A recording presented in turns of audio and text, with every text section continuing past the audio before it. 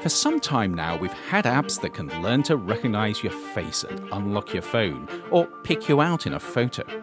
But what happens when this same technology is used to pick you out in a crowd, or track your movements, or even make a judgment call on what sort of person you are? Facial recognition is attracting more and more attention for its potential downsides, and for good reason. No one likes a technology that potentially threatens what's important to them, including their safety, their autonomy, and even their liberty. But navigating the risks and the ethics of facial recognition can be tricky. For instance, facial recognition tech that can benefit you as an individual would seem to make sense. Unlocking your phone, say, or proving that you are indeed who you say you are. But what if the tech only works for some people and not for others? If your face doesn't fit the tech, would that be fair? Especially if we get to the point where your face becomes your passport to purchasing groceries, boarding planes, or even voting.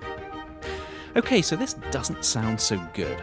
But what if we eventually have apps that use facial recognition to tell us when we're getting sick, for instance, or when we're mentally run down, or even when we need to seek help from others? This could be a real boon for helping us stay healthy and well. Unless, of course, you only get advice you can trust if you had the right skin color or just the right facial features. Challenges like this can be overcome if developers are as responsible as possible in avoiding bias in facial recognition apps and develop them to work equally well for all users. But what happens when bias becomes a feature rather than a flaw?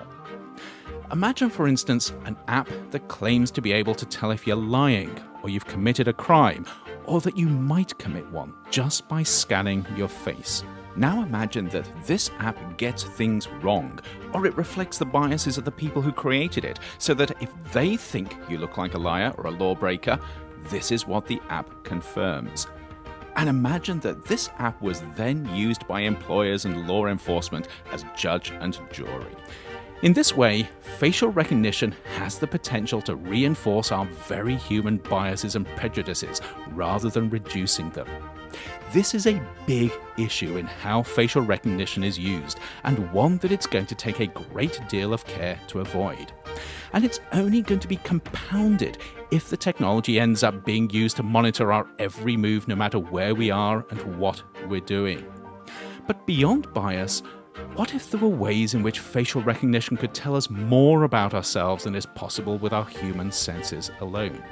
For example, what if we had an app that could simply scan a crowd of people and tell who has cancer, who's struggling with mental illness, who's sad, who's happy, and who is persuadable? I'm edging into speculative territory here, but researchers are actively researching how facial recognition can reveal what is otherwise hidden to us, and how this can be used just from photos and videos of people.